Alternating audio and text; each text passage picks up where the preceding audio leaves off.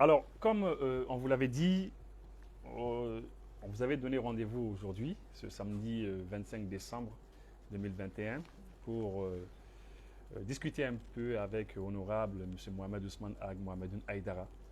Et il se trouve qu'on a pris un peu de retard, on s'en excuse. Honorable, on est chez vous aujourd'hui pour parler d'actualité. Alors, si vous avez un mot, d'abord de salutation à l'endroit des gens qui nous regardent, et après ça, on va rentrer dans nos questions. Bien, salam alaikum wa rahmatullahi ta'ala wa barakatuhu. Merci à vous, Iboussi, toute l'équipe qui est là. Kati 24 je vois, Malaisine, Énergie TV, Gao Info, Gandhi Malien. Si j'en oublie encore, en tout cas, merci beaucoup d'être là. Et permettez-moi de transmettre également toutes mes salutations au sein du Nouvel An et mes meilleurs vœux à l'ensemble de la population malienne, de l'intérieur comme de la diaspora, et à tous ceux qui nous suivent. Nous prions Allah que cette année qui s'achève amène avec elle tous les maux de notre pays et que celle qui arrive nous apporte tous les bonheurs auxquels les Maliens aspirent. Ça, c'est mes vœux les plus ardents. C'est aussi le lieu également de faire des prières pour l'ensemble des victimes de ce conflit douloureux qui a traversé notre pays, pour que leur âme repose à paix, et ceux qui sont blessés aujourd'hui dans les hôpitaux couchés, qu'ils retrouvent toute leur santé. Et que Dieu fasse que tout cela, dans les meilleurs jours, dans les brefs délais, soit vraiment un souvenir lointain. Et je souhaite la santé à toute la population malienne et que Dieu nous assiste dans nos actions. Merci. D'accord, merci beaucoup, Honorable. Juste avant de rentrer, vous êtes à l'Assemblée nationale, effectivement, et vous êtes à la tête de beaucoup d'organisations. Mais juste avant qu'on ne rentre dans ces organisations, il y a une question brûlante que je voulais vous poser très rapidement. Et après ça, maintenant, on va parler des autres attributs que vous avez. On a entendu dernièrement que le général Gamou, on a appris dernièrement dans la presse en ligne qu'il est contre l'État du Mali et qu'il est rentré en rébellion. C'est ce que certains disent sur les réseaux sociaux. Je ne sais pas si vous l'avez entendu. Si vous l'avez entendu, qu'en est-il? Est-ce que c'est vrai, c'est pas vrai? Peut-on savoir? Bon, vous savez, par rapport à la question concernant le général Gamou, généralement et par principe, je ne m'exprime pas sur les questions qui relèvent de la rumeur. Je m'exprime par rapport à ce que je vois les actes posés, je les analyse et je les interprète. Sinon, officiellement, en aucun moment, je n'ai pas entendu mon pays, les autorités de mon pays, dire que Al-Haji Gamou est dans une telle position. Et en aucun moment, je n'ai pas entendu Al-Haji Gamou lui-même proférer des menaces contre le Mali ou dans quelle situation que ce soit. Maintenant, il y a une situation qui est arrivée qui n'est pas tout à fait jolie, effectivement, elle relève de l'incohérence. Elle relève de l'incohérence, mais il faut l'analyser, il faut l'examiner pour comprendre ça vient de quoi exactement. Mais je suis convaincu jusqu'à preuve du contraire que cette affaire d'El-Haji, les gens lui donnent un grand écho en réalité qui n'en vaut pas, elle n'est pas arrivée à ce stade-là. Permettez-moi de faire, vous savez, quand on parle, vous avez banalisé cette question du général El-Haji alors qu'elle est quelque part un peu centrale. Elle a beaucoup de transversalité avec ce qui se passe, avec l'accord, le CSP, la CEMA et tout ça. Là. Donc je crois que ça fait même déjà une transition pour l'entrer dans cette question. On ne peut pas aborder ces questions sans rappeler un peu le contexte d'avant cette transition comparé au contexte d'actuellement. Vous savez, après les indépendances, tous les présidents qui se sont succédés, c'était des moments d'une certaine paix. Les populations, de façon générale, n'ont pas vraiment joué leur rôle en tant que peuple souverain. Donc les différents chefs d'État qui se sont succédés ont été véritablement des marionnettes, des leviers au service de la puissance colonisatrice. Ils sont sous pression. De la France? De la France précisément, je ne mâche pas mes mots, précisément de la France et tous les schémas. Parce que la France, en plus, elle a mis beaucoup de mécanismes. Elle a mis des mécanismes aujourd'hui pour très bien dominer le Mali et tous les autres pays africains. Alors, pendant qu'elle a mis ces mécanismes en place, le peuple qui est censé être détenteur de la souveraineté nationale des États est resté muet et silencieux. Alors, les différents chefs d'État qui se sont succédés pendant ce temps sont devenus aussi des chefs d'État fragiles, à la sorte de la France, qui les fait croire, avec preuve à l'appui, que c'est nous qui vous maintenons dans ce fauteuil-là. La preuve, c'est que par le passé, chaque fois qu'il y a une élection, vous entendez les populations, chacun vous dit non, non, qui est le candidat de la France? C'est sûr qu'au Mali, c'est celui que la France soutient qui va passer. C'est d'office, quoi. Mais comme aujourd'hui, les Maliens à l'époque, que ce soit sous Modibo, que ce soit sous Moussa, que ce soit sous Alpha, ATT et tous les autres qui ont suivi, Ibeka, le peuple est resté silencieux. Il n'a jamais réclamé sérieusement, jusqu'au prix de sa vie depuis le 26 mars, il n'a pas sérieusement réclamé sa souveraineté. Et ça, la France en a beaucoup profité. Elle a divisé. Il y a eu beaucoup d'incohérences. Elle a divisé les politiques, elle a divisé les sociétés civiles, elle a divisé l'armée et elle a développé beaucoup de comportements que les Mali, les autorités d'antan étaient obligées d'adopter par désespoir. Le premier comportement qui relève aussi de l'incohérence, c'est quoi? Qui est lié aux accords.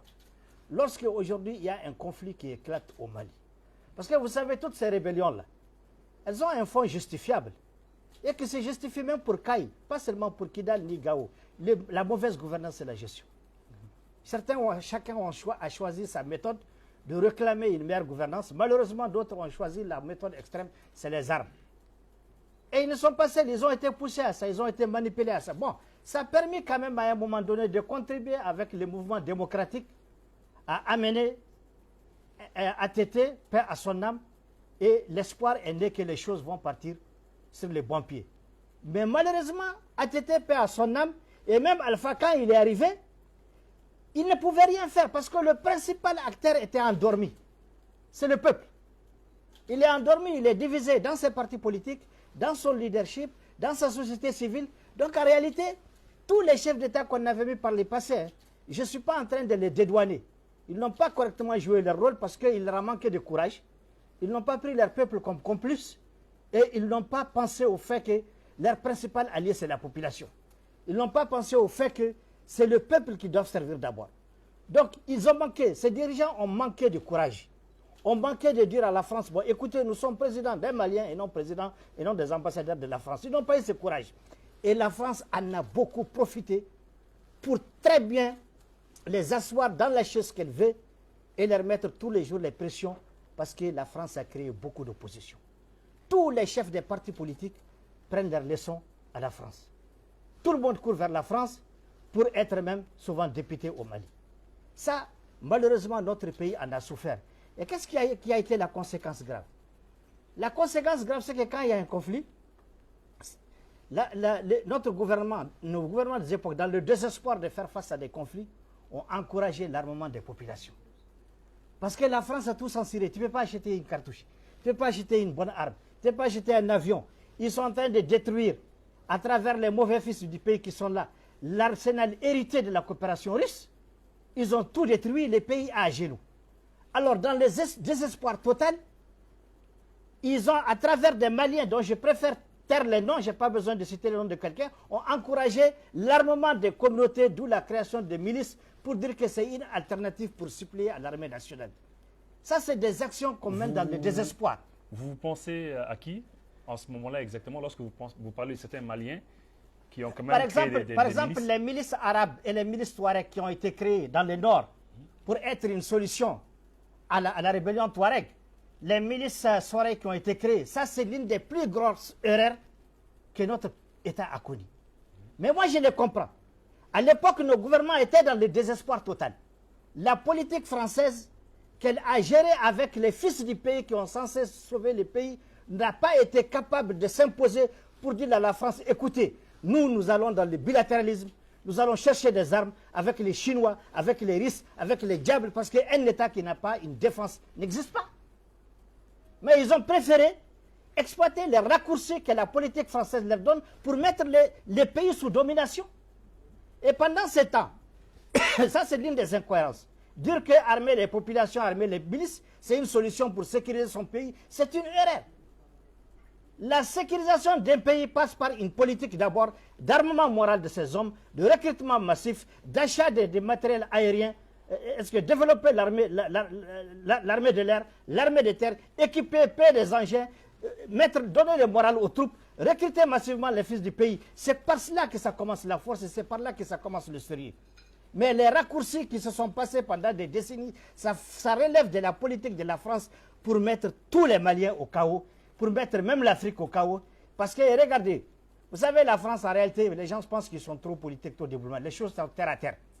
Quand vous avez suivi Macron à Ouagadougou, dire que l'Afrique aujourd'hui, avec 9 enfants, il a même insulté les Africains, tout le monde a écouté, non? Mais il faut tirer la leçon de tout ça. Ça veut dire quoi? Vous faites 9 enfants, donc il faut maintenant qu'on engage une politique pour que sur les 9, il y a au moins 7 qui meurent. Parce qu'on n'a pas besoin d'une Afrique peuplée, on a besoin d'une Afrique sans population. Alors, pour que les gens se meurent, soit vous amenez des épidémies, soit vous amenez des armes. Donc, il est temps aujourd'hui que les gens se réveillent et comprennent cette politique. Mais vous n'avez jamais fait partie d'une organisation qui a pris les armes contre le pays? Moi, j'ai été dans une rébellion avec des revendications politiques, une rébellion qui m'a été imposée. Et je l'ai assumée. Quand elle m'a été imposée, parce que je suis une notabilité. Moi, que vous voyez, je représente plus de 50 fractions. Vous êtes le président du Conseil supérieur de Kel Razaf Chérifen. Et allié. Exactement. CS Carré. Ouais. Exactement. Donc, au nom de cette communauté, le pays était divisé. Sinon, avant, j'étais dans l'humanitaire. Mon pays est divisé jusqu'à Douanza. Ma communauté est déjà de l'autre côté. 80% sont réfugiés à Burkina ou à Mauritanie, mais je suis interpellé. J'ai rejoint la rébellion lorsque tout le Mali est divisé et j'ai rejoint la rébellion dans l'objectif de jouer ma partition. Comprendre ce qui se passe et jouer ma partition pour sauver mon pays dans cette rébellion. Et c'est ce rôle que j'ai joué depuis Gao, depuis Ouagadougou jusqu'à Alger, jusqu'à ce que nous avons ramené l'accord, malgré que cette même France et bien d'autres voulaient que ce ne soit pas nous qui le signons. Mais qui vous a imposé cette entrée en rébellion? Cette entrée en rébellion, qui vous l'a imposé? C'est une très bonne question, parce qu'il faut remonter l'histoire. À l'époque, quand j'ai parlé de l'endormissement des peuples africains, c'est de ça que la Libye a été victime. Qui ne connaît pas le grand panafricaniste Kadhafi? Qui ne connaît pas le généreux? Notre gouvernement est logé par Kadhafi. Les hôtels, les routes, la télévision que nous avons au Mali, c'est Kadhafi qui l'a donnée. Et heureusement, le jour où je suis sorti du Mali, je me suis rendu compte qu'il en a fait plus même dans plusieurs pays africains. Et ce même homme généreux, ce grand panafricaniste, qui a de l'électricité, de l'eau, de l'école, de la santé gratuitement pour toute sa population.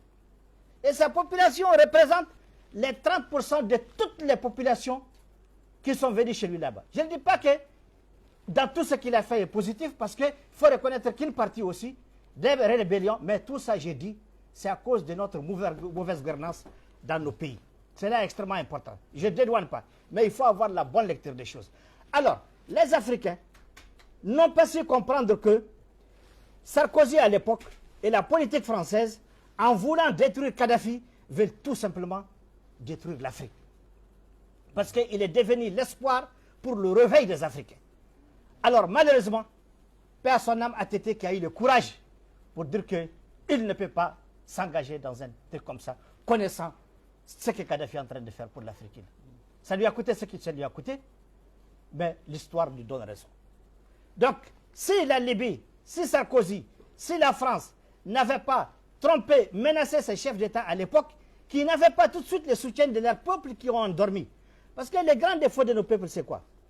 On peut supporter la corruption, on peut supporter les épidémies, on peut supporter la faim, on peut supporter la misère. Tout le reste, le peuple, ce n'est pas son problème. Alors maintenant, peut-être il fallait ça que l'Afrique soit sauvée. C'est lorsque maintenant la France a amené sa nouvelle politique de réduire nos enfants qu'ils ont évalués à 9 là, à 3 peut-être 2 par famille pour avoir une Afrique sans population. C'est peut-être là maintenant que quand la mort est vue partout, la désolation, l'horreur, les champs sont brûlés, les grenades sont brûlés, il y a eu Ogosago, il y a eu ceci, il y a eu Burkina, il y a eu Ayuru. Songo dernièrement. Songo dernièrement. C'est quand maintenant la population a commencé à mourir dans sa chair, les sangs partout, on n'est plus dans nos champs, on n'est plus dans nos cultures, on n'a plus de terroir, et là la mort partout. C'est là que les gens se sont rendus compte que, mais écoute, qu'est-ce qu'on est en train de faire? Et voilà maintenant la donne a changé. Et je vais vous dire une chose. Il faut saluer vraiment la loyauté de nos militaires depuis les indépendances jusqu'à aujourd'hui. Vous savez, l'armée se caractérise par ce qu'on appelle la grande miette. Par principe, l'armée est soumise aux politiques, à l'autorité politique. Bien sûr. Ces militaires, tellement loyaux et disciplinés, ils voient les politiques vilipender les armes dont nous disposons. Certaines même opérationnelles ont été brûlées. Il voit chaque année, l'État ne fait aucun effort pour armer sérieusement l'armée, pour acheter du matériel aérien, pour payer des Berdem et des Beldem et tout le reste. Il faut rien, tout ça, ils ont supporté. Ils se sont vus eux-mêmes aller au front dans des conditions qu'ils ne peuvent même pas imaginer. Mais ils ont accepté l'ordre des politiques de l'époque véreux parce que l'armée doit être sous l'ordre des politiques. Ils sont morts de toutes les manières et de toutes les façons. Ils avaient des orphelins, il y a tout. Ils ont supporté cela. Mais malgré tout, hein, ils n'ont jamais pensé à se lever seul en tant qu'armée pour faire entendre les bruits des boîtes de Rangers pour chasser le pouvoir en place. Il a fallu cet acteur-là qui a dormi pendant des années. Le peuple, quand il y a eu le sang partout, les cadres, les hommes intelligents du Mali, ceux qui réfléchissent avec intégrité et en toute indépendance, ils se sont réveillés pour dire, bon, au nom du peuple, nous en avons ras-le-bol. Ces coopérations bidons qui continuent à ne rien faire pour que l'hémorragie, pour que les sang maliens arrêtent de couler, nous en avons ras-le-bol. Nous avons supporté les épidémies, les misères, les famines, le vol de nos ressources. Nous avons supporté tout ça. Alors maintenant, c'est la mort. Non, c'est fini, ça c'est le chaos. On ne supporte plus en tant que peuple. Et même ça, la France n'a pas fini de jouer. Parce que lorsqu'on a chassé un Premier ministre, ils ont activé CEDEAO, lobby, médiation. On nous amène un deuxième, Boubou Cissé. Donc ils ont réussi à tromper encore, parce qu'on nous amène un autre Français, Boubou Cissé. Après Soumaïlou Boubé. Oui. Je viens, s'il te plaît, oui, je viens. Je termine là-dessus. Oui, juste avant qu'on ne continue sur ce point, parce que ce point, on va y arriver. Mais pendant que vous étiez dans la rébellion, vous avez été financé par qui? Pour ce qui me concerne, oui. Moi, je n'ai jamais été financé par personne. J'ai pu, par la grâce de Dieu, organiser sur la base de mes valeurs intrinsèques et sur la base de ma légitimité que j'ai de par ma communauté, qui a aussi obtenu des armes avec ses chameaux, avec ses vaches, avec tout le reste, pour les organiser et les mettre sur le chemin du Sali, qui est celui du Mali et de la République et de l'unité nationale. Par contre, ceux qui sont arrivés de la Libye, effectivement, ils ont eu le cutus et l'accord de la France de vider tous les magasins dont ils ont la responsabilité là-bas, trahir Kadhafi et de venir en échange, il y aura la Zawad. Hamad Mahmoud, l'ancien ministre chargé des relations extérieures du Yémen, l'a dit, il ne l'a pas caché. Il dit, la France nous a dit, abandonnez Kadhafi, on vous ouvre un couloir, allez-y pour récupérer la Zawad, on vous donne l'indépendance. Hamad Mahmoud l'a dit, il est vivant, il a une action, il ne cache pas ses mots. Alors lorsque nous avons compris que le complot était clair, nous, en tant que républicains convaincus, nous n'avons pas peur de nous inscrire dans cette turbulence pour sauver ce qui peut être sauvé. C'est comme ça que nous nous sommes Donc inscrits. c'est comme ça que cette histoire d'Azawad est venue. Exactement. C'était vraiment un marché de dupes et c'est la France qui l'a piloté depuis le début pour détruire Kadhafi, pour détruire les Libyens qu'elle a divisés en 1000 morceaux. Aujourd'hui, elle nous parle d'un tas de choses alors que les conséquences graves, elle répondra devant l'histoire. Et s'il y a justice dans ce monde, Sarkozy et tous ceux qui ont travaillé avec lui doivent répondre devant une justice. S'ils ne répondent pas devant cette justice, ils répondront devant la justice de Dieu, parce qu'elle est inévitable. Oui, mais vous ne craignez pas des représailles aujourd'hui? Les représailles, pourquoi? Est-ce qu'il y a plus de représailles que ce que nous vivons? Mais j'ai l'habitude de dire, les Ivoiriens ont un adage qui dit que Cabri-Moir n'a pas peur de mourir. Il y a plus de représailles que... Vous pensez que s'il n'y a pas eu ce renversement de régime, aujourd'hui on aurait une lueur d'espoir pour dire qu'on va récupérer notre pays?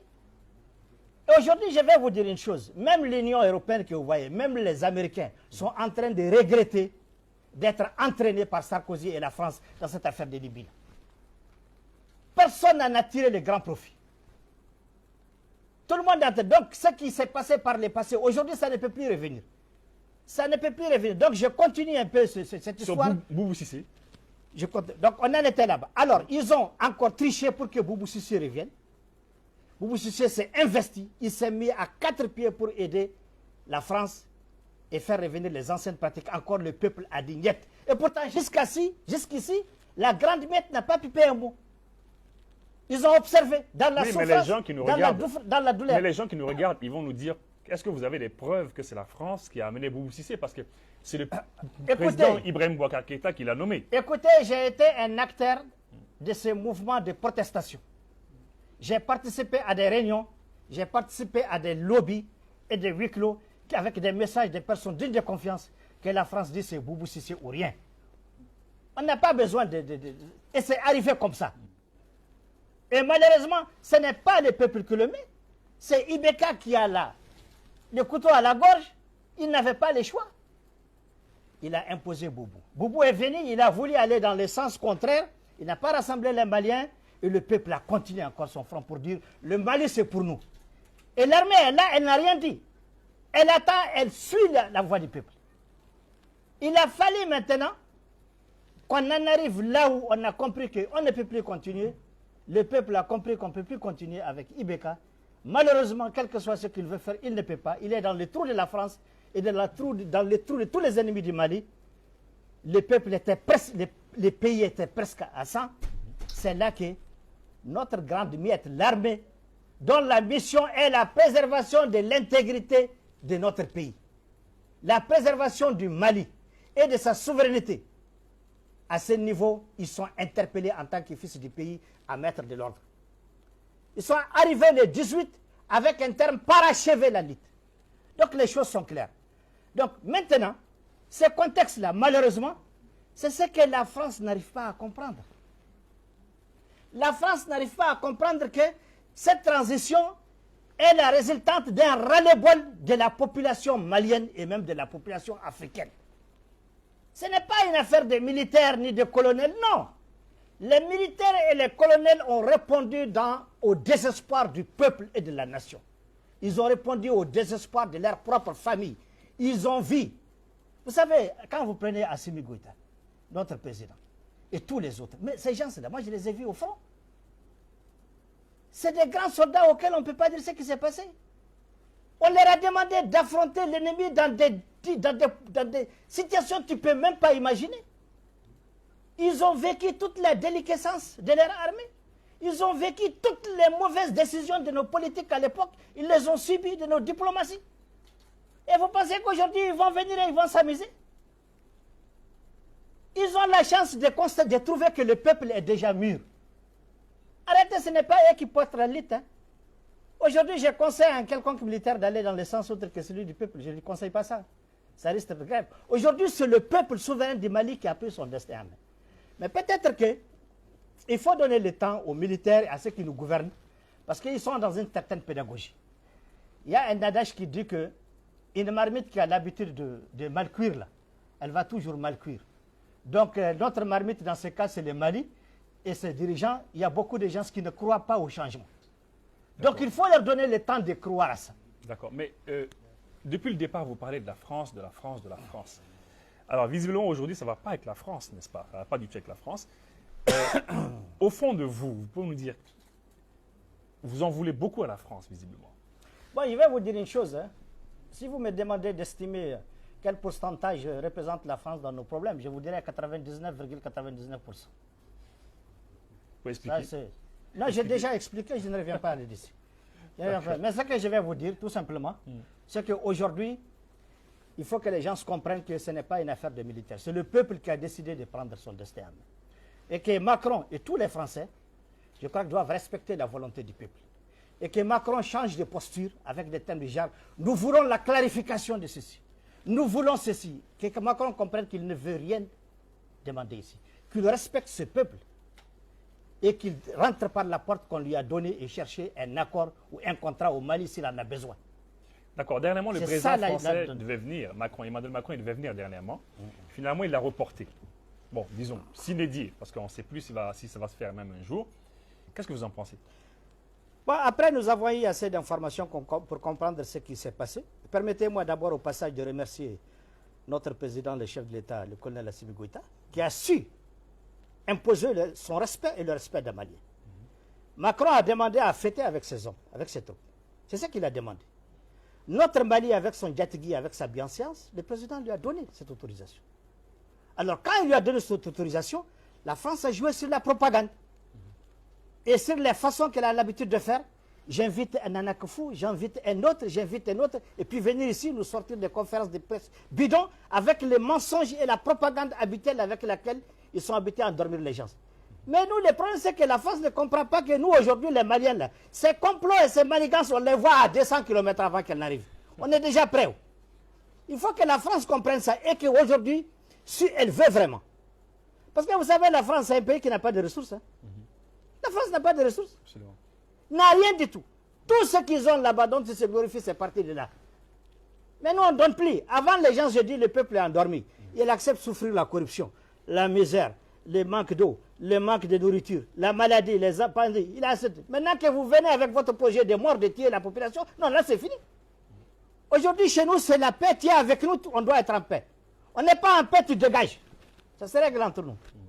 Est-ce que donc quand j'ai parlé un peu à un moment des milices, c'est regrettable.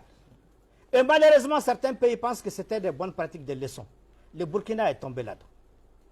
Ils ont armé des populations, les gens sont en train de mourir comme des mouches. C'est ce que la France cherche. De qui est armé? Des populations qui se sont organisées comme vigiles. De qui? Oui. Ah, donc l'État burkinabé. Soit ils les ont armés, c'est le même mécanisme. Tantôt l'État donne par désespoir. Tantôt eux-mêmes, ils achètent leurs armes pour faire de l'autodéfense. Et je vois malheureusement le Niger tomber là-dedans. Et ça, c'est vraiment la politique de la France, c'est de créer deux fronts. Deux fronts de quoi? L'affaire Hutu, Tutsi, au Rwanda, tout ça, là, pour faire les grands carnages. Aujourd'hui, nos États sont interpellés à mettre fin à cette affaire de milices-là, développer une coopération strictement de défense, de renforcement des capacités militaires et de montée en puissance de nos armées avec les États sérieux qui nous respectent. C'est ça la politique. La Russie, vous pensez la Russie, la Turquie, même les États-Unis n'empêchent pas qu'on coopère. Hein. Vous savez, même les États-Unis ne sont pas contre un bilatéralisme avec le Mali. Mais il y a un schéma qui est là. L'Union européenne n'est pas sûre que ce schéma peut être détruit. Les fameux précarés français là. Mais chez nous, c'est fini, c'est une longue histoire. Mais il y a beaucoup de gens qui pensent que non, dans 6 mois, les anciennes habitudes vont revenir, dans 1 an, dans 2 ans. Non, c'est fini. Pour les Mali, Inch'Allah, c'est parti pour de bon. Donc, les États-Unis, les Européens, les Turcs, les Russes, tout l'avenir du Mali dépend des Maliens. Ce qu'on aura choisi pour nous-mêmes et imposé pour nous-mêmes qui va être adopté par les autres. Mais tant qu'on est une girouette là, un État avec des dirigeants girouettes, on vous tourne dans tous les sens, aucune autre puissance ne vous respectera. Parce que vous savez, les peuples sont protégés par des textes. Kadhafi, ils ont pu le détruire facilement parce que son peuple n'est pas de vous. Ils ont pu mettre son peuple, une partie de son peuple contre lui. Le Mali aujourd'hui, qui est fou de dire aux gens là de marcher dans la rue contre la transition? Personne. Personne ne peut sortir aujourd'hui 200 personnes contre la transition. Je le dis haut et fort. Parce qu'aujourd'hui, même certains responsables politiques que je respecte aujourd'hui savent, au fond d'eux aujourd'hui, que la transition est en train de faire du bon travail. Et la transition est convaincue qu'elle n'est pas venue pour s'éterniser. Mais il y a des décisions courageuses qu'on ne peut régler qu'en transition. Il y a des réformes qu'on ne peut faire qu'en transition. Sinon, tous ces leaders politiques, les partis politiques, je vous assure, il y en a que je connais, qui sont très républicains, qui sont très nationalistes, mais ils sont encore dans la confusion. Est-ce que vraiment on est libéré de la France? Donc ils regardent de l'autre côté. Comment ça se passe avec la France? Ils n'arrivent pas à revenir définitivement au bercail. Est-ce que tu vois? C'est ça le problème. Et c'est pourquoi j'ai dit qu'il faut donner le temps à la transition et aux militaires de mettre en œuvre sa pédagogie. Sa pédagogie que les gens comprennent qu'effectivement on est en train de changer. On me dit l'insécurité, c'est ceci. Vous savez, il y a une grande victoire, il y a une grande victoire. L'insécurité n'est pas comme avant. Hein. C'est pas comme avant aujourd'hui. Mais ça va se régler. Aujourd'hui, je suis convaincu que la question du vol des greniers, la question du vol des bétail aujourd'hui, c'est seulement un dispositif aérien qui va régler ça. Je suis sûr et certain que lorsque notre armée va arriver à un niveau de préparation, ou dès que quelqu'un l'appelle pour lui dire que les djihadistes, ou comment ils les appellent, ils sont partis avec un troupeau de 100 bétail, il y a un hélicoptère qui vient tout de suite à l'instant T, les gens sont arrêtés, canardés, dispersés, le bétail est tourné. Je vous assure que le bétail aura la paix. Et lorsque le gouvernement, qui est déjà engagé dans ce processus par le désespoir du fait que le désarmement de l'accord n'est pas en train d'avancer, il y a une grande initiative qui est en cours pour réduire. Oui, avant de rentrer dans l'accord, on va bientôt parler de l'accord. Mais quel progrès vous avez vu aujourd'hui en matière de sécurité? D'abord, aujourd'hui, nos armées sont rarement surprises dans les camps et être attaquées comme des mouches. Ça, c'était la maladie la plus grave de notre armée. Aujourd'hui, ils sont capables aujourd'hui de repousser l'ennemi dans de bonnes dispositions, de les déceler. Ce qui se passe aujourd'hui, c'est les mines, les idées que les gens s'enternent, elles font des dégâts. Ou bien des gens qui s'organisent, ils choisissent un endroit où l'armée est absente, ils vont faire une connerie. Mais face à l'armée elle-même, aujourd'hui, je peux vous assurer que ceux qui nous font la guerre aujourd'hui ne sont pas dans les dispositions habituelles de surprendre nos militaires. Ça, c'est fini, ça. Et j'espère que cette puissance va s'augmenter tous les jours. Oui, on a appris dernièrement que les Russes collaborent évidemment avec l'armée malienne. Il y a 2 satellites mis à la disposition des Maliens et des radars. Vous confirmez cela? De toutes les façons, je ne donne aucun détail parce que ce n'est pas mon rôle, mais bon vent à cette coopération. Bon vent à cette coopération et moi je leur demande même de chercher d'autres. Si les Chinois veulent venir, mais ce qui est important, c'est que dans la coopération, il faut avoir des limites. Nous sommes ensemble, nous avons besoin de ça. Vous avez besoin de ça. Et nous avons un temps. Nous devons finir à avoir des résultats tangibles avec des indicateurs positifs dans 6 mois. Ce n'est pas les genres France, 1000 discours, mauvaises actions, une éternité, ça ne finit jamais. On ne s'arme pas, on n'est pas puissant, toujours impuissant. Ça, on en aura les bols. Maintenant, c'est pourquoi le président a dit clairement à Macron, je vous reçois dans un cadre bilatéral. Alors Macron, s'il y a une mine que tu vises chez nous, tu viens, nous sommes souverains. On va peut-être te la donner, mais contre ça, dans tel délai, et tu le fais pour l'intérêt des Maliens. C'est comme ça. C'est bilatéralisme, c'est donnant-donnant. La France, mais s'il ne veut pas, il est obligé, ça les dérange, parce qu'effectivement, ils veulent garder les précarés, les monopoles. Et aujourd'hui, le peuple a décidé de choisir, prendre son destin. Et je vous assure, toutes les lois du monde, les lois du monde ne protègent pas les armées. Les lois du monde ne protègent pas l'OTAN. Elles ne protègent pas l'armée française. Elles ne protègent pas, seul dans le cadre des guerres. Les lois du monde protègent les peuples, les populations. Et le problème et le malheur de la France, c'est qu'au Mali, c'est le peuple qui dit non. C'est la population qui dit non. Et même demain, elle dira non. Elle ne peut rien contre ça. C'est ça. Parlons d'élections. Il y a des leaders politiques qui estiment qu'il faille faire les élections en février 2022, le 27 février. Pensez-vous qu'on peut tenir les élections En réalité, les gens pensent que la transition a peur d'organiser les élections. Les acteurs qui dirigent la transition sont des personnes aujourd'hui d'une certaine crédibilité, d'une certaine honnêteté qui fait qu'on ne peut pas bâcler des choses comme ça. La transition des élections, on va y arriver, mais il faut bien les préparer. Il faut préparer les Maliens lui-même individuellement. Il faut amener les Maliens à être rassurés. C'est ça le plus important. C'est-à-dire qu'il faut réformer, comme l'a dit le président, il faut donner le temps de réformer le Malien lui-même pour qu'il comprenne un peu. Sinon, on n'ira pas. Sinon, les 2000 francs des élections, c'est à côté. Hein. On ne va pas prendre le risque d'organiser les élections alors que l'affaire de 2000 francs, là encore, n'est pas sortie dans les têtes des gens.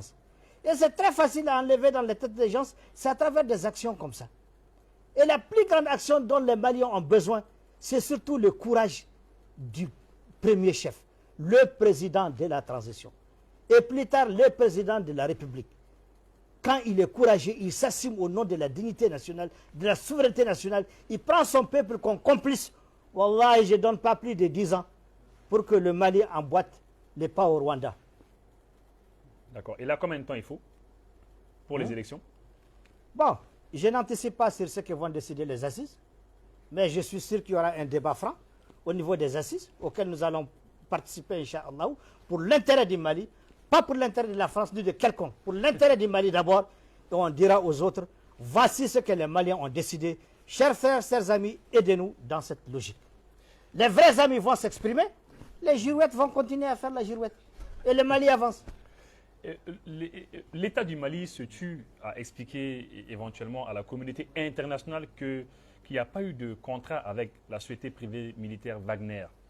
Mais dernièrement, on a vu le département d'État américain estimer qu'il y avait quasiment un contrat avec Wagner. Et dernièrement, on a entendu aussi 15 pays, 14 plus 1, des pays occidentaux et plus le Canada, le confirmer. L'État a encore communiqué là-dessus que ce n'était pas une réalité. L'État demande la preuve. Qu'est-ce que vous en pensez? Vous savez, en réalité, si tu veux mon avis, en réalité, l'État n'a rien à prouver. Vous savez, c'est parce que tout simplement, il y a une culture de non-respect des États africains. Souvent, à la limite, certains pays comme la France vous posent des questions même indécentes et qui manquent de pudeur. De quel droit même on va demander à un État souverain pourquoi tu as signé un accord et un partenariat avec... De quel droit? Ça, c'est des pratiques malsaines, c'est indécent. Mais ce que je regrette, c'est la position de l'Allemagne. L'Allemagne, vous savez, l'Allemagne fait partie des grands partenaires de notre pays. Et l'Allemagne, normalement, même en termes de noblesse, ils sont plus nobles que certains pays. européens aujourd'hui, ils ne peuvent pas s'engager dans certaines choses sans comprendre. Ils ont les moyens. Ils auraient pu être détruits. L'Allemagne allait même disparaître de l'histoire. Avec la guerre froide. Mais aujourd'hui, ils se sont reconstitués parce qu'ils ont un peuple intelligent, très courageux, très ambitieux. Sinon, normalement, avec la guerre froide, l'Allemagne n'avait rien à profiter. Aujourd'hui, ils sont sur le plan économique, sur le plan de développement, les meilleurs en Europe. Qu'est-ce que l'Allemagne a comme intérêt à soutenir une France qui gesticule? Donc vous reprochez à l'Allemagne de suivre la France comme ça? Mais je lui reproche, elle n'a même pas intérêt là-dedans. L'Allemagne, le Canada, aucun d'eux n'a intérêt aujourd'hui avec la France. Dès lors que les peuples africains, le Mali a décidé de prendre son destin, aucun d'eux n'a un intérêt avec la France. Parce que tout ce qu'ils prennent avec la France le prend ici. Autant venir prendre ça directement avec nous, on se comprend. En bilatéral, quoi. Mais bien sûr, au Mali, c'est le bilatéralisme. Le multilatéralisme, on met ça de côté. C'est donnant-donnant. Vous venez, nous, on est aujourd'hui meurtris. On a fait 10 ans, on a suivi. Vous savez, c'est une des grosses erreurs, c'est qu'en 2012, on a accepté, mais ça aussi, le peuple dormait encore. On a accepté encore ces affaires de la CEDEAO avec la France. Donc, et c'est les mêmes gens à l'époque qui avaient donné des signaux pour dire qu'il faut que les choses changent. Donc, on n'a pas pu, le peuple ne s'est pas levé, donc ceux qui étaient là se sont sentis fragiles. Nos partis politiques sont divisés et tout le monde court vers la France pour voir quelle est la meilleure position par rapport à la France. Parce qu'on définit nos positions par rapport à la France et non par rapport à nos peuples. Maintenant, aujourd'hui, les choses ont changé. Aujourd'hui, nous définissons nos positions par rapport à notre peuple. C'est le peuple la boussole. C'est ça les grands changements. D'accord. Donc, dernièrement, on a appris qu'il y a 1000 soldats tchadiens qui devaient venir. Qu'est-ce que vous en pensez? Bon, vous avez suivi, c'est un accord avec notre pays. C'est un accord, et c'est dans le cadre du bilatéralisme. Donc, c'est tout à fait honorable de respecter. Et je suis sûr que c'est organisé, c'est encadré, et je sais que c'est dans un temps. Ce n'est pas mon domaine, mais je me fie, et je suis très d'ailleurs encouragé par cette réaction du gouvernement qui a rappelé qu'effectivement, c'est dans le cadre d'une discussion bilatérale entre États pour répondre à un problème, parce que la nature a horreur du vide.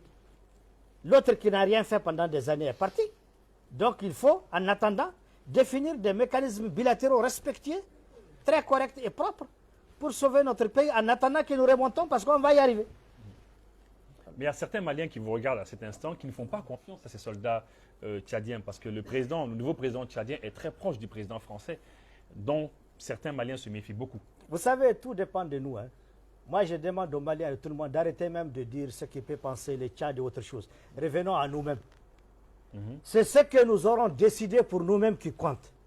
Si on continue à dire, bon, j'attends ce que les autres vont faire, je ne suis pas sûr qu'ils iront dans les bons chemins. Ce n'est pas notre problème. Ce qui est important, c'est que nous avons compris. Notre problème, on a fait un bon diagnostic et on a nos propres solutions. On les impose et on impose le respect. Le monde nous aime. Ne pensez pas qu'on est en autarcie. On ne sera jamais isolé. Nous aimons le monde et tout le monde nous aime. Le monde a besoin de nous et nous avons besoin du monde. Donc certains peureux aujourd'hui, politiciens qui disent « Non, on va s'isoler, on ne peut pas affronter la CEDEAO, on ne peut pas affronter la France. » Mais quel héritage de toute cette coopération? Faites le bilan. Vous les avez affrontés pendant des années. C'est pour quel bilan? Mais aujourd'hui, assumez-vous. Je vous assure, le seul truc dont les nations du monde ont besoin, c'est de voir que le Mali a définitivement levé sa tête et s'est assumé sa souveraineté. Ils vont tous venir individuellement ici. Tous venir ici. Et je vous dis qu'ils ne sont même pas partis. Et ils n'iront pas. Oui, effectivement. En parlant de départ, l'Allemagne avait dit dernièrement, si ça ne se passait pas très bien, les 1500 instructeurs allemands qui sont là, ils comptaient partir. Et à Barkhane aussi, d'ici le 31 décembre, le président Macron doit dire ou pas si Barkhane doit rester au Mali ou pas. Qu'est-ce que vous en pensez? Moi, je crois que ça, c'est mon point de vue, ça n'engage que moi. Lorsque un dispositif a échoué, il n'y a pas de demi-mesure. Tu les balayes dans sa totalité, le temps qu'il fasse lui-même son introspection, qu'il revoie leur position, mais tu ne peux pas dire une partie dégagée et concentrez-vous quelque part. Moi, mon souhait, si ça ne tient qu'à moi, c'est tout Barkhane qui s'en va. Le temps que la France et le Mali revoient le futur cadre d'une coopération plus décente, bilatérale, plus bilatérale, respectueuse et vraiment une coopération valorisante. Parce que notre coopération avec la France est une coopération avilissante.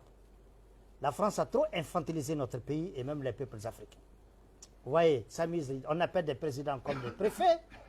Quand ils savent qu'il y a des problèmes, il y a un président récalcitrant. Avant-hier, leur grand France-Afrique, c'est des jeunes, des sociétés civiles, des jeunes qu'on appelle pour dire ça. Mais tous, c'est des insultes. Et puis même ça, là, de quel droit la France même a invité d'inviter la société civile malienne sans l'accord du gouvernement du Mali? Moi, à l'époque, si j'étais ministre des Affaires ou autre chose, ces jeunes gens-là, ils viennent directement, je les appelle, je les réunis et je leur fais la leçon de morale. Pour dire respectez votre pays. Vous partez sans l'accord de votre pays. Parce qu'il faut d'abord réformer les Maliens. Il faut que nos plus hautes autorités, heureusement on est en train de développer les légitimités traditionnelles, peut-être qu'il y aura une grande décision dans ce domaine, peut-être qu'ils vont faire ce travail. Il faut développer la moralité et la conscience des Maliens. Ce n'est pas parce que la France m'invite dans un cadre comme ça, ou n'importe quel pays, que je pars sans l'accord de mon pays. Non. Quelqu'un me dit on nous a appelés en Italie ou autre. Non, je n'irai pas si mon pays n'est pas d'accord. Dans un cadre comme ça. Sauf si c'est un voyage privé. Les voyages privés, il est normal. Tu vas là où tu veux pour te soigner, chercher tes affaires, acheter des choses. Mais quand on t'appelle pour parler du Mali, il faut d'abord vérifier si ton pays, ça les valorise. Donc vous avez été choqué de voir ça? Même en temps normal, mais je ne suis pas d'accord.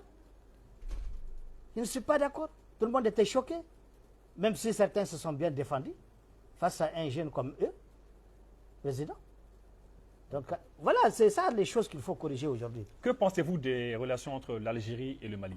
Vous leur faites confiance? Vous savez, l'Algérie, je vais qualifier l'Algérie de ce que Sékou Touré a dit de la Guinée. L'Algérie et le Mali, c'est deux poumons dans un même corps. L'Algérie et le Mali, ça a été toujours le bilatéralisme. Mais malheureusement, l'Algérie a le même ennemi que le Mali. Le principal ennemi de l'Algérie est le principal ennemi du Mali.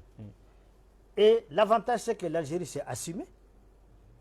Ils ont imposé le respect. Ils sont plus armés sur le plan aérien que la France. Les respects entre les États s'imposent par les rapports de force. Vous pensez que demain, aujourd'hui, si demain il y a des images claires, vérifiables, que notre flotte aérienne et militaire est renforcée de plus de 16 avions de chasse, mais c'est fini. Mais il n'y a plus de rébellion. Il n'y a plus de terroristes. La France va nous respecter. Aujourd'hui, les Maliens doivent abandonner tout ce qu'ils ont pour renforcer l'armée, pour renforcer l'aviation militaire. Nous avons, demain, si on commence seulement à exploiter notre uranium ici, et que dans 3 semaines, 4 semaines, même par mensonge, un de vos médias dit seulement qu'on est en train de construire, on est rentré dans le nucléaire, on fabrique une bombe. Wallah, ils vont tous nous respecter, même si c'est le mensonge. Mais la guerre froide, qu'est-ce qui a équilibré les rapports entre les États-Unis, les blocs de l'Ouest et les blocs de l'Est?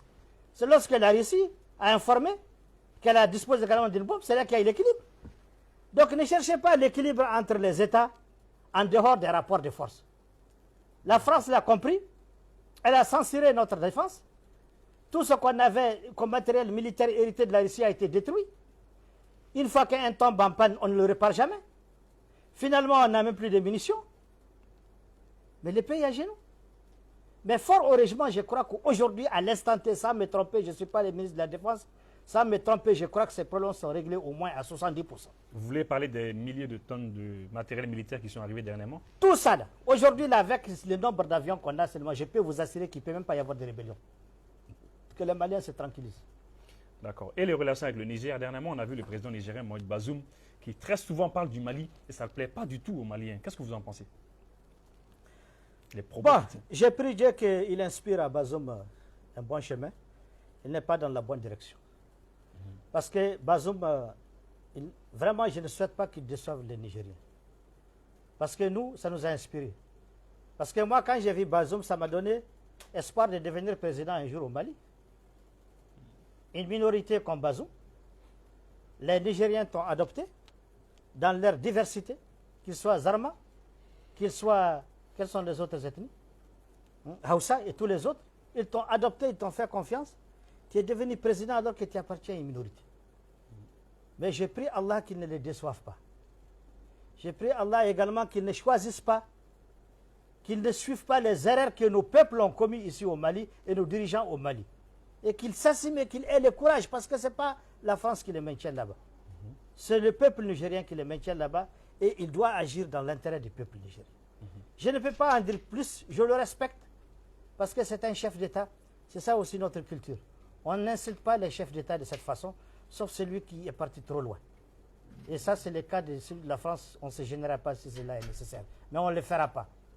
D'ailleurs, notre chef d'État l'a invité. Par rapport à cette invitation, j'ai vu des jeunes, effectivement très énervés, qui voulaient réagir.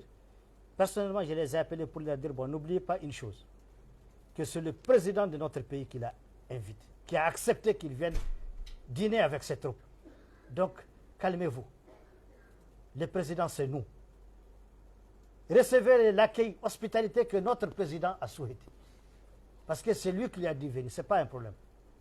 Qu'il vienne dans les cadres que notre président a dit, parce que c'est ça le Mali. Je ne peux pas inviter quelqu'un dans ma famille et que mes enfants le jettent avec des cailloux. Je leur ai dit, ne faites pas ça. Ne faites pas ça. Il faut que le Mali donne la bonne image et les leçons sur tous les fronts. Parce que ça va être de ça que notre salut va arriver. D'accord. Dernièrement, beaucoup de jeunes Africains, Burkinabés, Nigériens, ont attaqué un convoi français. Alors, ils pensaient que c'était les armes qui avaient pour destination une rébellion ou bien des terroristes. Qu'est-ce que vous en pensez? Moi, je vais vous dire qu'ils n'ont pas tort. Hein. Ils n'ont pas tort. Ils n'ont pas du tout tort. Ils ont raison de bloquer ces armes parce que ça rentre dans le même chapitre. Des armes qui n'apportent pas la paix, il faut les retourner.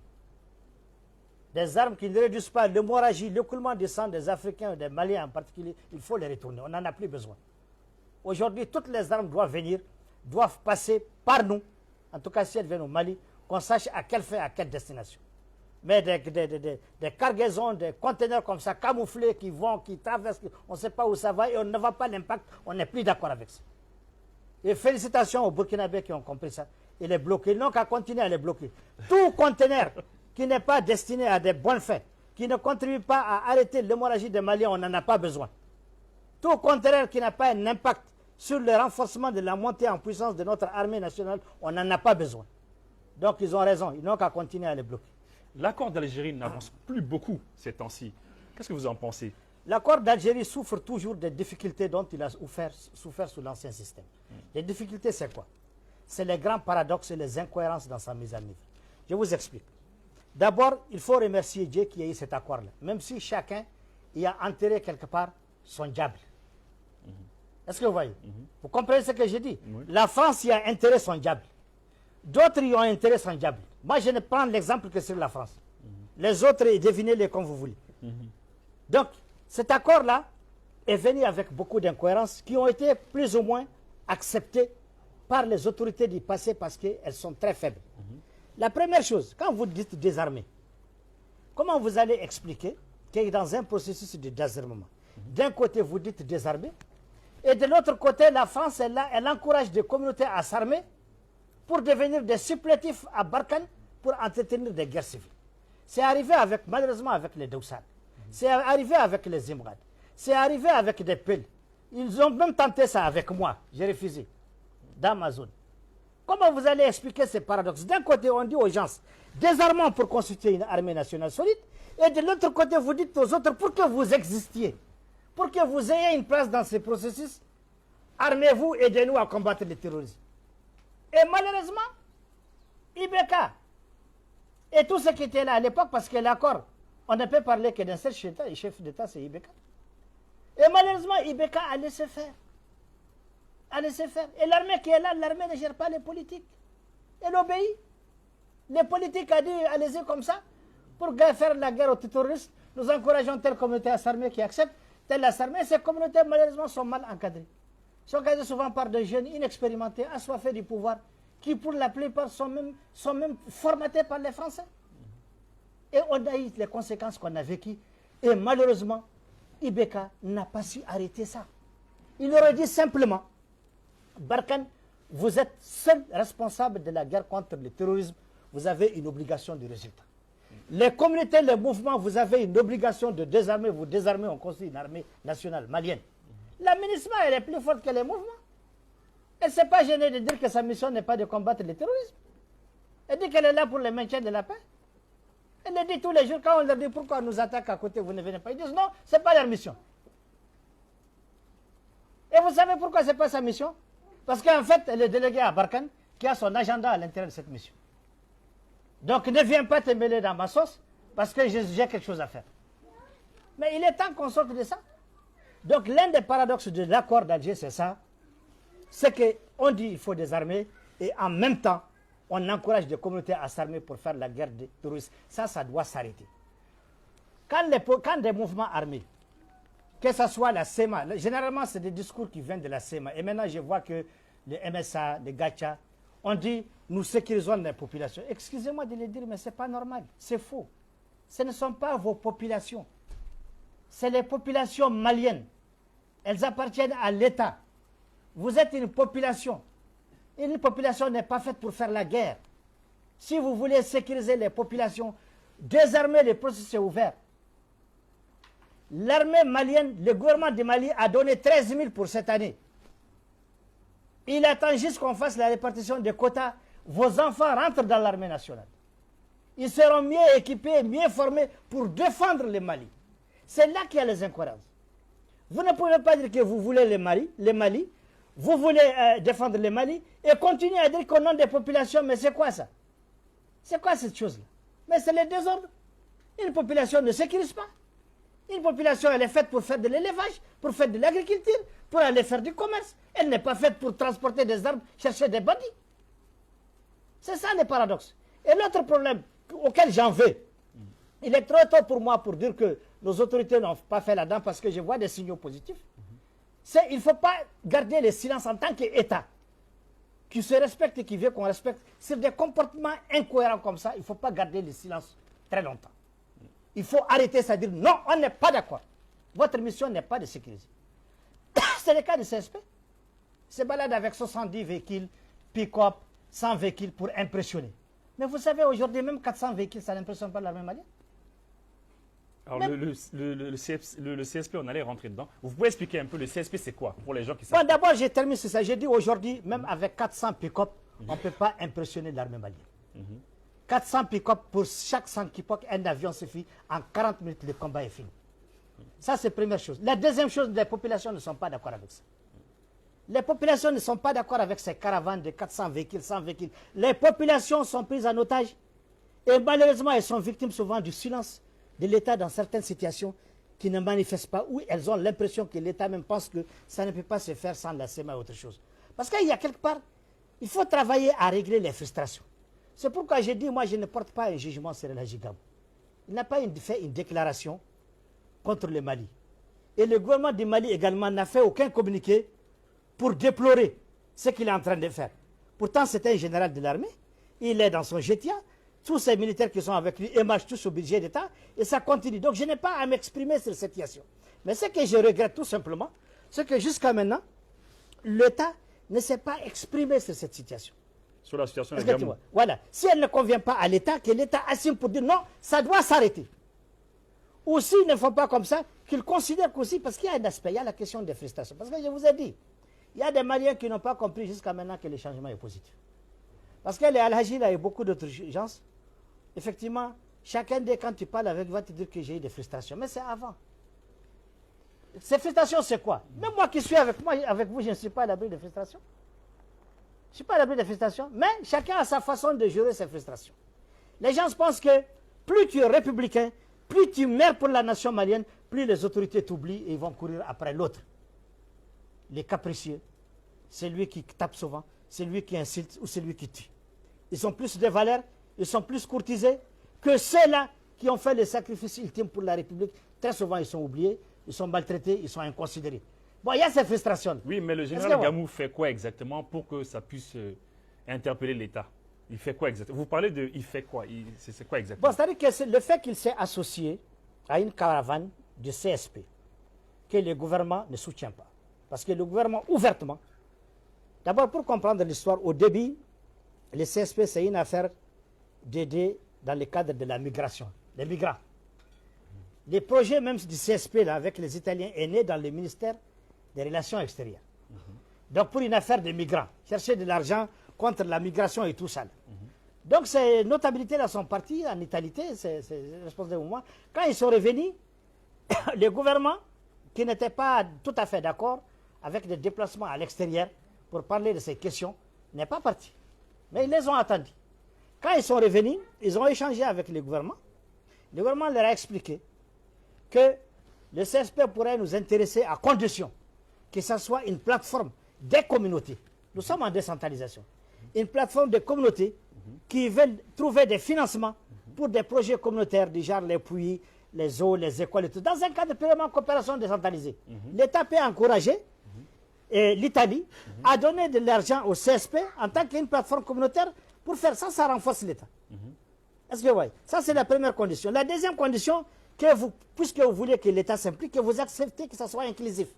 Ça ne peut pas être ouvert à des mouvements et fermé à d'autres. Donc ça, c'était les deux conditions de l'État.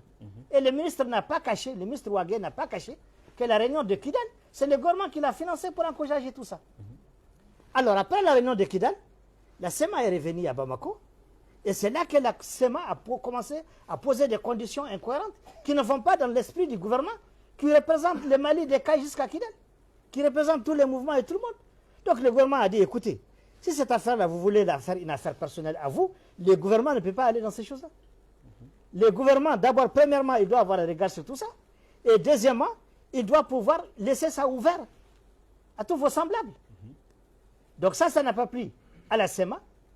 Et ils ont cherché maintenant des personnes, des individus pour voir les affinités, pour mettre quelque chose contre la volonté du gouvernement. Alors c'est à partir de cet instant qu'un grand républicain, un patriote comme Alégi Gamou, devait prendre ses distances. C'est à partir de cet instant où ça a pris une autre direction, il devait prendre ses distances. Comme moi, comme d'autres. Maintenant, est-ce que l'État a appelé pour lui demander pourquoi il a fait ça? Parce que moi, je suis convaincu que contrairement à ce que les gens se disent, rébellion, Al-Haji ne va pas tirer sur le Mali. Parce que je connais Al-Haji. Parce que tout simplement, tout Al-Haji est là à Bamako. Mais et vous dire une chose, Al-Haji n'existe pas sans Assari Nagam Barkawan. Al-Haji n'existe pas sans Aklini Nag Mahmoud. Al-Haji n'existe pas sans l'ancien ministre Hassan Ahmed Moussa. Si vous voulez, Al-Haji n'existe pas sans moi-même. Donc chacun a une famille quelque part. Toute la famille d'Al-Haji est là. S'il est en train de gérer une frustration, il y a des personnes qui sont chargées de voir cette frustration, c'est quoi? D'abord, à commencer par sa famille, et plus l'État qui a la responsabilité de réconcilier les Maliens. Est-ce que vous voyez? Donc je crois que c'est ça qu'il faut exploiter et arrêter de donner des échos à quelque chose.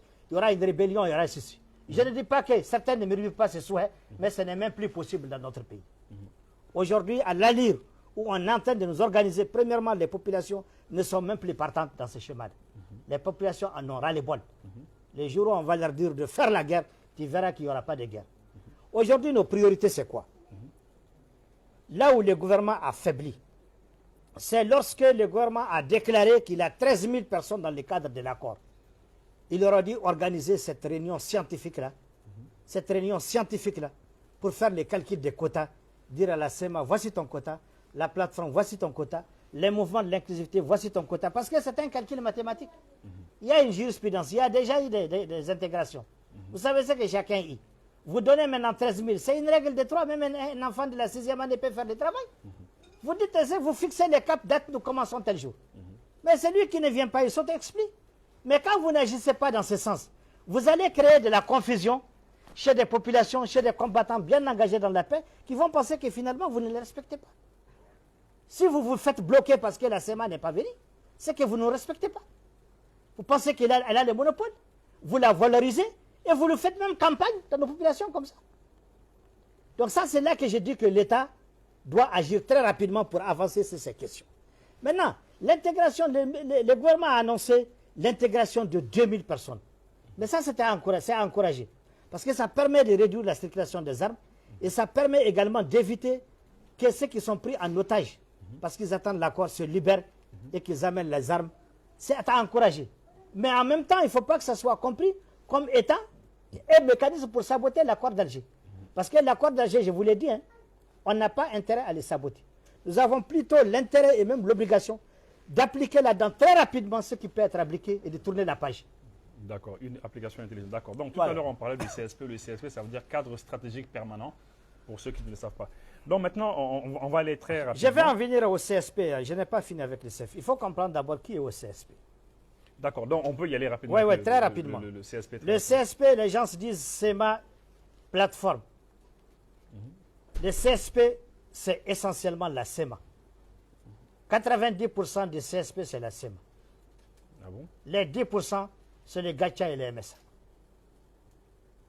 Gacha est de la plateforme. Vous avez la grande majorité de la plateforme qui est dirigée par deux grands signataires, le professeur Ahmed Oussini Mohamed et Maître Harouna Touré qui est ministre, qui sont là et qui ne sont pas au CSP. Et je peux vous assurer aussi que ce n'est pas n'importe quelle branche de la plateforme. Donc ça aussi, c'est des choses, c'est des équivoques qu'il faut lever. Et pourtant, ces gens-là, je peux vous dire qu'il ne faut pas penser qu'ils ne sont pas frustrés aussi. Mais ils ne vont jamais aller dans ce genre d'aventure. Tous les Maliens, en réalité, sont frustrés. Tout le monde ne peut pas avoir tout ce que tu veux. Mais la seule différence, c'est que certains républicains, très convaincus, même si tu es frustré, tu mets au-dessus l'intérêt national. Parce que donne aussi le temps de l'autre, peut-être de te revenir. Tout ne peut pas se régler en même temps. Les gens n'ont pas le même tempérament. Mais je dis, tout ça, il y a une pédagogie. Et le temps règle tout. Il faut qu'il y ait de la communication avec tout le monde. Et il faut que chacun soit conforté dans sa position par rapport à ce qu'il fait réellement. Sinon, je peux vous assurer aujourd'hui que la population de Ménaka n'est pas avec le CSP. Ça, je vous l'ai dit. Et le fait que le gouvernement également est silencieux et n'avance pas sur les questions de l'accord, parce que tout simplement la SEMA n'est pas venue, ce n'est pas une bonne chose. Il faut qu'on avance. Kidal, avant-hier, ils ont marché pour demander leurs enseignants. Oui. Les grandes notabilités de Kidal sont là. Donc je dis, il faut que... Et notre problème par rapport à cet accord, auquel on doit mettre fin, on ne peut pas fricoter. D'un côté, on dit qu'on combat des séparatistes, et de l'autre côté, on fricote avec des narcotrafiquants.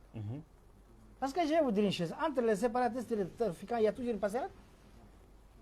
On ne peut pas combattre un et laisser l'autre. Ça, c'est une chose c'est impossible. C'est impossible de dire que le narcotrafiquant, il a un canal, il a une audience au niveau de l'État central, et dire que tu vas combattre la rébellion. Non. L'État doit avoir un regard intelligent sur ces aspects. Je ne dis pas qu'ils sont au même niveau, au même degré de dangerosité ou autre chose, parce que de façon l'autre, il fait son commerce. Il est un trafiquant tant qu'on ne l'a pas pris.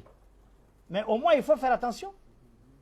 Aujourd'hui, il y a des gens qui sont à la SEMA, qui sont obligés d'être à la SEMA parce que tout simplement, quelque part, leur cargaison se rencontre quelque part.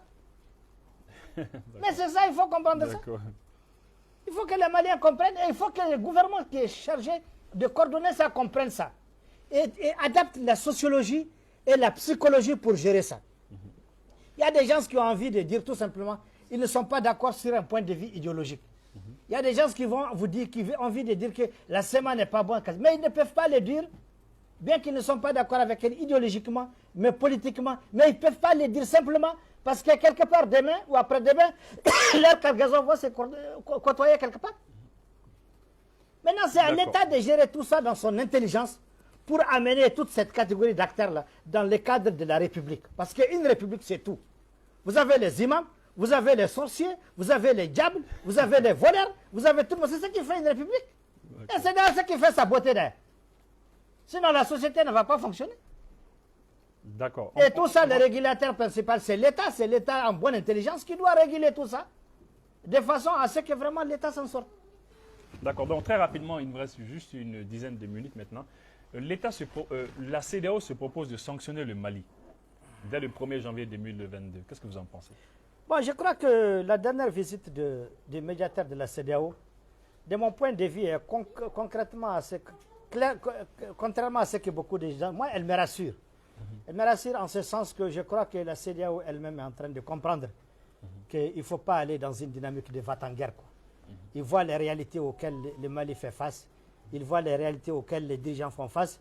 Je crois qu'ils ont compris que nous n'avons pas peur d'aller aux élections. On a un pays qui est à terre. On a un pays dans le désespoir. On a un pays qui est à genoux. Et que c'est à nous et à nous seuls, à travers notre intelligence, nos mécanismes endogènes, de les sauver. Je crois qu'ils ont compris ça. Ils ont demandé un calendrier. Absolument. Ils ont demandé un calendrier et ils vont l'avoir, ce calendrier. Et je suis sûr et certain que ce calendrier va être très cohérent. Et ils vont comprendre qu'il est fait par des gens qui n'ont pas besoin de s'éterniser au pouvoir, mais qui veulent juste sauver un pays que ses partenaires mais il y a un comme problème sur le délai, parce que nous, l'État veut leur proposer le calendrier d'ici fin janvier 2022, et eux, ils le veulent en fin décembre 2021. C'est gérable. Ils ne sont pas naïfs. Nous, on finit nos assises les 30. Bah oui, c'est ça. Nos décisions sont liées à ça. C'est des pressions. Nous, on ne va pas trahir nos engagements. Tu ne peux pas, pendant que tu connais déjà mes deadlines, tu me dis de faire quelque chose avant, c'est que quelque part, tu ne me respectes pas. Bah oui, mais les engagements, si on ne les trahit pas, le premier engagement, c'était février 2022. Hein, c'est ça. C'est ce qu'ils vont dire. Hein. De toutes les façons, les calendriers officiels, tout le monde connaît des assises. Et on ne pourra rien décider sans les assises. Maintenant, le chronogramme électoral, il est technique. Il est technique, c'est sûr qu'en termes d'activité, en termes de responsabilité, en termes de mécanisme, c'est sûr qu'il est même déjà élaboré ou il est connu. Il reste juste à mettre les dates. Et les dates, on ne peut pas les afficher tant que les assises n'ont pas penché là-dessus. C'est une décision qui doit venir du peuple. D'accord. Les assises nationales sont en cours. Qu'est-ce que vous en pensez? Ça se passe bien? Moi, je crois que vraiment, les assises se sont très bien passées, de façon globale. Même les partis, les cadres d'échange des partis pour une transition réussie, ils ont fait des propositions. Même s'ils ne viennent pas, moi j'ai des propositions sous mes yeux. On est en train d'examiner les propositions. Ils ont dit ce qu'ils veulent. Maintenant, ça c'est une bonne chose. C'est-à-dire que tu dis ce que tu veux, tu donnes ton proposition, le peuple va décider. Et je suis sûr et certain que ce que le peuple va décider, que ce soit une partie de ce qu'ils ont proposé ou ce que les autres, ils vont s'aligner à ça. Parce que comme je t'ai dit, c'est un cadre d'échange des partis réussis. Il y en a parmi ces chefs de partis politiques-là qui sont convaincus des réalités et qui sont très patriotes, très engagés pour le pays et qui sont même présidentiables. C'est pourquoi il faut continuer à parler avec eux pour qu'ils soient plus rassurés, pour qu'ils comprennent qu'effectivement on est dans la logique du changement. Je vais revenir à la CEDEAO. Vous savez, la CEDEAO est un instrument qu'on ne contrôle pas, même l'Union africaine d'ailleurs. Dans la perspective de recouvrer notre indépendance, il faut que la CEDEAO même soit réformée. Il faut qu'elle soit souveraine. La CEDEAO ne gère même pas ses ressources. C'est la France, l'Union européenne qui la finance par supervision. Mais il y a ce qu'on appelle les défenses de souveraineté. Quelqu'un d'autre ne peut pas les assurer et dire qu'il est souverain. Mais ça ne peut pas marcher. C'est clair. Ça ne peut pas marcher. Si quelqu'un d'autre finance ton prix de condiment, mais putain, ça ne peut pas marcher. J'ai dit la CEDEAO doit commencer par ça. Si elle est vraiment panafricaniste, elle est africaine, elle commence par là. Elle dit, bon, les chefs d'État nous sont là. À partir de 2022, on n'a plus besoin d'un COFEC pour notre financement. Parce qu'ils sont en train de prétendre avoir un siège aux Nations Unies. Les Turcs, Erdogan est en train de les défendre et bien d'autres. Mais vous ne l'aurez jamais tant que vous êtes des bambins de l'accueil de la France qui vous représentent là-bas. Moi, je souhaite qu'en janvier déjà que les États africains se réunissent pour dire, bon, à partir d'aujourd'hui, la France, l'Union européenne, on n'a plus besoin d'un COPEC pour financer et la CEDEAO et l'Union africaine. On s'assume pleinement notre souveraineté. Ouais. Mais un État dont les élections sont financées, les élections, c'est une activité de souveraineté nationale. Tu ne peux pas la lier au financement de notre État. Ça ne marche pas comme ça. Donc ça, c'est des comportements que nous devons encourager si on veut vraiment imposer le respect. L'autre aspect sur lequel je vais pencher, aujourd'hui, il y a des mines qui sont ouvertes à ciel ouvert, qui sont exploitées anarchiquement. Vous avez des Indiens, des Pakistanais, des Tchadiens, de n'importe quoi, des mouvements armés de tous bords. Et ça alimente même la sécurité. Aujourd'hui, il est extrêmement urgent que l'État engage des partenariats sérieux, gagnant-gagnant, avec des partenaires qui sont capables. Et le premier partenaire doit être la communauté elle-même. L'État n'a qu'à approcher les communautés qui exploitent les mines à Kidal et dans les Gourma pour dire, bon, écoutez, les ressources vous appartiennent à l'État malien. Ça a besoin d'être organisé. Si vous avez les moyens de les exploiter, organisés en société, il y aura un partenariat clair en tant que société avec votre pays. Vous gagnez ce que vous gagnez, l'État gagne ce qu'il gagne. On débaye, on nettoie, on sort là. On n'a pas besoin d'amener des milices, des armes armées, créer tout un multipote. Ça, l'État doit arrêter ça rapidement. Même s'il faut signer un autre contrat avec les risques dans lesquels nous gagnons, pour que ces communautés-là acceptent ce format, que tout le monde soit dans cette dynamique, pour que nous maîtrisions nos ressources minières. Et ce n'est pas la mer à boire. Hein. Il suffit d'en avoir l'initiative, tout le monde va aller dans ce sens, parce que ces ressources-là nous échappent. Oui. Les ressources de Gourma échappent à Gao. Tel que c'est exploité aujourd'hui, on ne peut pas faire un puits là-dedans, on ne peut pas faire une école là-dedans, on ne peut pas faire un CESCOM là-dedans. Mais on ne va pas laisser ça continuer à vie. Absolument. Donc ça, c'est des aspects très épineux sur lesquels l'État doit pencher, quoi. Et dernière question, pour ma part, hein, Moussa Konaté, peut-être qu'il va avoir une question. Vous êtes le président des mouvements de l'inclusivité et le secrétaire général de la... Ce mouvement, comment il se comporte aujourd'hui? Comment il se porte? Oui, en fait, aujourd'hui, ce mouvement, c'est le seul qui est vraiment inscrit dans la logique de la construction de la paix. Véritablement, sans aucune incohérence. C'est pourquoi j'ai dit, aujourd'hui, même nous gérons des frustrations. Ce mouvement aujourd'hui, qui est aussi puissant sur le terrain, qui est signataire de l'accord, souvent, tous les militants de ce mouvement me harcèlent au téléphone pour dire que bon, nous avons l'impression que l'État ne nous respecte pas. D'abord, on n'a pas eu de ministre au gouvernement. D'abord, ceci, bon, on est bien représenté au CNT, mais les gens se disent on a été négligé.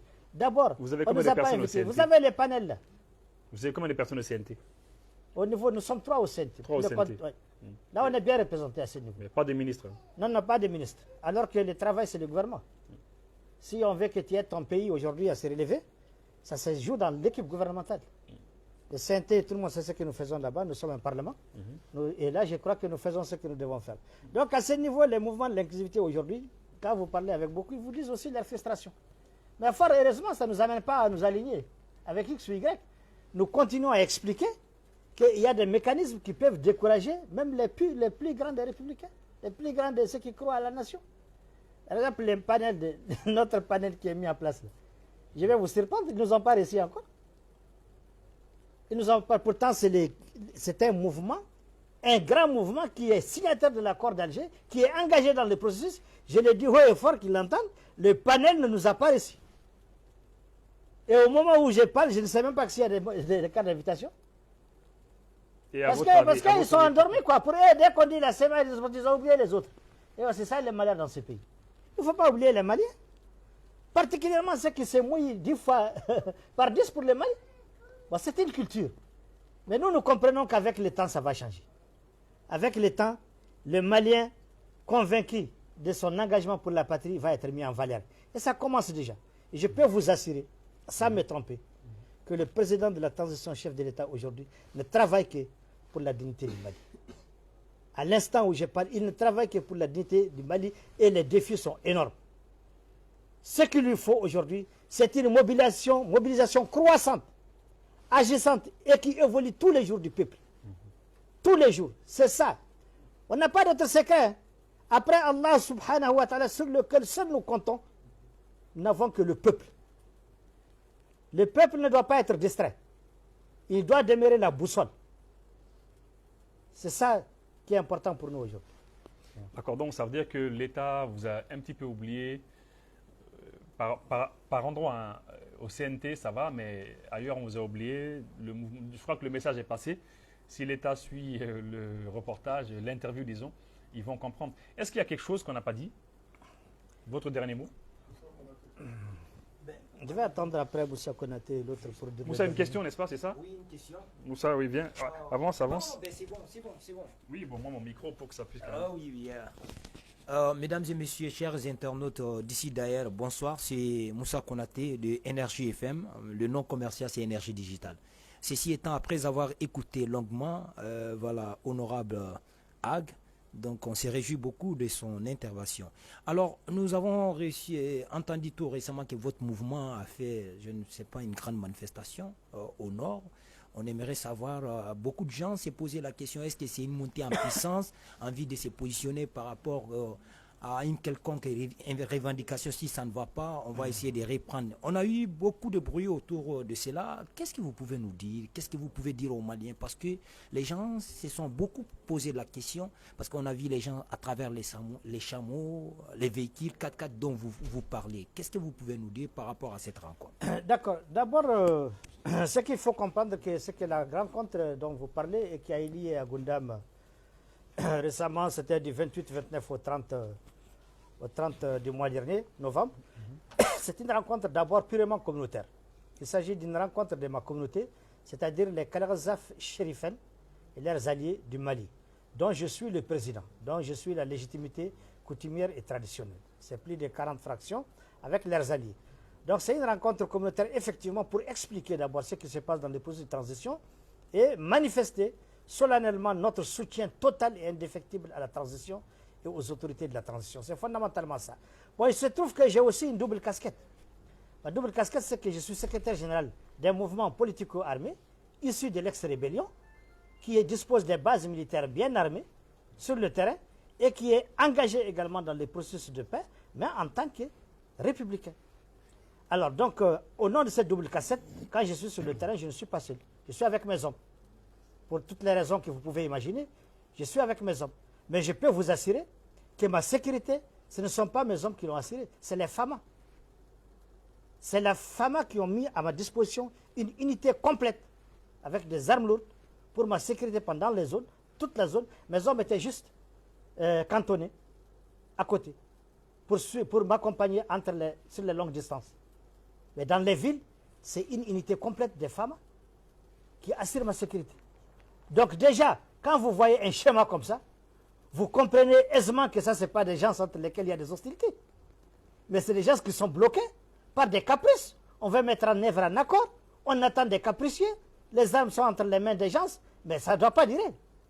Et je l'ai dit dans mon message, j'ai dit ces armes que vous voyez ne sont pas des armes ennemies.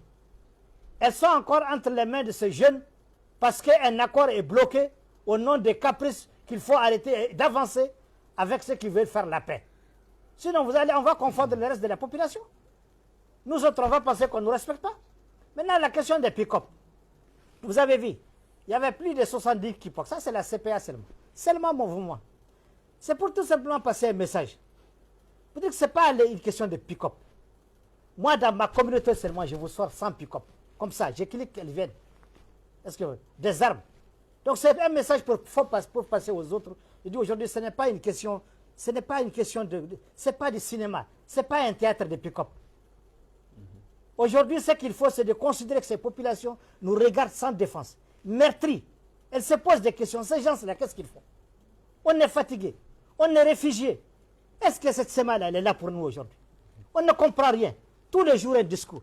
Nos enfants sont au chômage. Le gouvernement a donné 13 000. Qu'est-ce qu'ils attendent pour nous donner ces 13 000? Donc les populations sont prises en otage. Et c'est là que j'interpelle l'État d'agir rapidement avec les 13 000 là.